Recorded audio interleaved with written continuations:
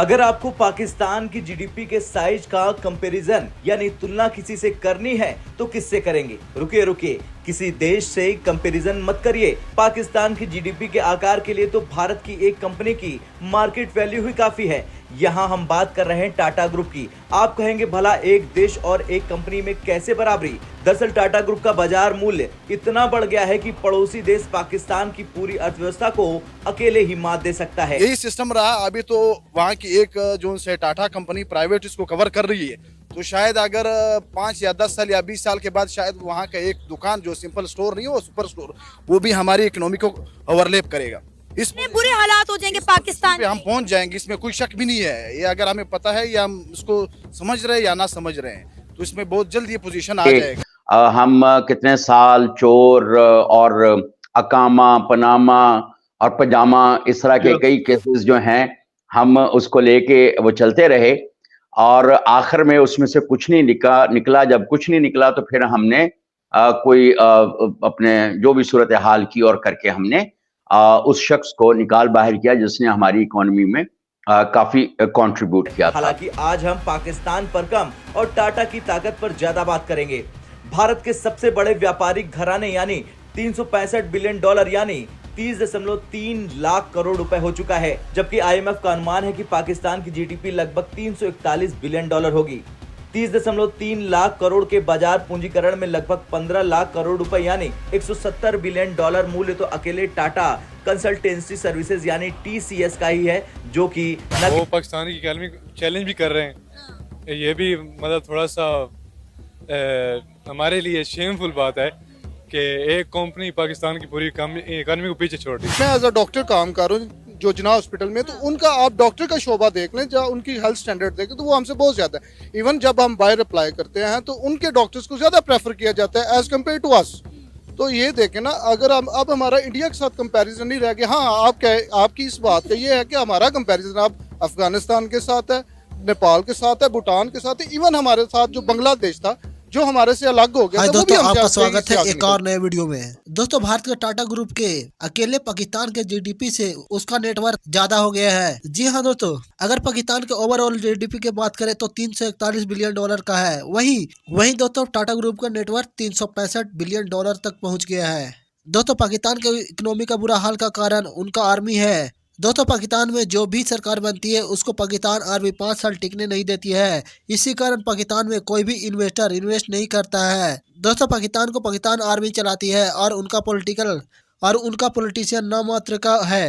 दोस्तों जो भी पाकिस्तान के पॉलिटिशियन पाकिस्तानी आर्मी के खिलाफ बोलता है उसको पाकिस्तान आर्मी साइडलाइन कर देती है। जैसे कि इमरान खान, जिनको पाकिस्तान आर्मी द्वारा लाया गया था, लेकिन इमरान खान पाकिस्तान आर्मी के खिलाफ बोलने लगा, उसके चलते उसे पाकिस्तानी आर्मी द्वारा साइडलाइन किया गया और लगभग 35 साल तक सजा हुई।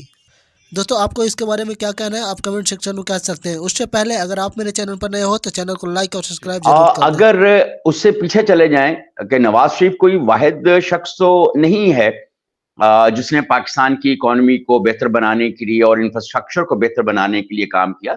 उससे पहले भी कुछ लोगों ने ऐसे कोई काम किए होंगे, या एटलीस्ट पाकिस्तान को डेमोक्रेटिक कंट्री बनाने के लिए, एक जमहूरी मुल्क बनाने के लिए कुछ लोगों की एफर्ट्स होंगी।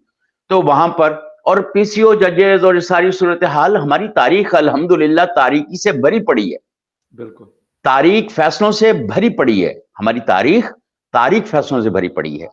तो अब ऐसी सूरत हाल के अंदर अगर पड़ोसी ने ये कर लिया तो वो फलां, अब ये वही वाली हिसाब किताब होता है जैसे हम अपने इर्द गिर्द देखते हैं और हम खुद कुछ नहीं करते, दूसरे कहते हैं यार इसने मेहरान से ये कल्टस पे चला गया, कल्टस से ये होंडा सिटी पे चला गया, ये सिविक पे। जो काम कर रहा होता है, जो बिजनेस कर रहा होता है, वो अपने रिसोर्सेज को मल्टीप्लाई कर रहा होता है और उसने तो कहीं ना कहीं किसी ना किसी वक्त में पहुंचना होता है और उसकी वेल्थ जो है वो एक्यूमुलेट होनी होती है। लेकिन हमारे यहाँ सूरत हाल क्या है कि जो एक्सपोर्ट इंडस्ट्री के साथ लोग भी मौजूद हैं, उनकी जिंदगी भी दूभर है बहुत सारे मसाइल की वजह से। बिजली नहीं है, पानी नहीं है, गैस नहीं है और ये फलां का टैक्स है, ये फलां का टैक्स है। तो ये सारी सूरत हाल के बाद तो मेरा ख्याल है कि हमें ये शिकायत नहीं बनती और हमें कोई हसद भी नहीं बनता, और लेकिन एक रश्क जरूर बनता है कि अगर टाटा ग्रुप ऑफ कंपनीज के पास उनका नेटवर्थ इतनी ज्यादा है, तो ये सोचने की बात है वो वहां तक कैसे पहुंचे। और हमें भी कोशिश तो करनी चाहिए बिल्कुल सही कि हम, लेकिन मुझे बताएं, अभी ये सदर पाकिस्तान ने जो तकरीर की है, जी ये बिल्कुल प्रो पीटीआई जो तकरीर है, और वो जिस जगह पे खड़े होकर उन्होंने वो तकरीर की और उनको कह रहे हैं कि क्या आप सियासत में आएंगे, क्या आप सियासत, यार मुझे बताएं कि जिस तरह के नले लोग आप लेकर आए हैं और जिनकी सोचने समझने की सलाहियतें बिल्कुल खत्म, गवर्नमेंट सारा हैंडल कर रही होती। अगर गवर्नमेंट इसमें थोड़ा सा किरदार रोल प्ले करेगी तो हो सकता है बेहतर, क्योंकि बिजनेसमैन होते हैं, बिजनेसमैन को तो चाहिए होता है कि उसको प्रॉफिट मिले, मतलब वो तो इस तरह प्रोजेक्ट लगाना चाहते हैं।